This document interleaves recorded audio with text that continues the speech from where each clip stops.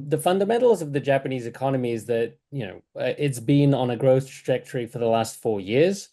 This isn't spectacular growth, the kind that you'll see sort of in places like China, but it's still growth. The government just very recently revised upwards the first quarter numbers.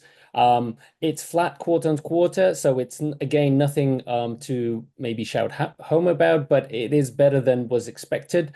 And overall, I think you'll see that there is a wage growth, again, somewhat below inflation, but there are a lot of very positive macro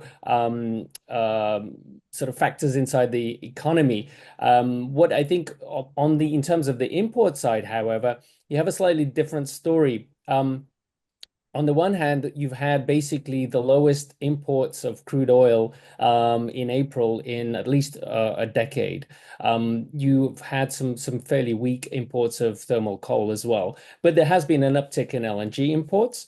And the main thing, I think, from a Japan perspective, is that with the yen somewhat strengthening against the weaker levels, it gives Japanese companies and importers a lot more purchasing power. So even though as I said, the actual volumes are somewhat down, the cost of those volumes is about 10% lower than it was a year ago. So I think that while I wouldn't say necessarily this is sort of time for Japan to start ramping up the imports of, say, crude oil, but it certainly on the LNG front, it gives it a little bit more room to maneuver.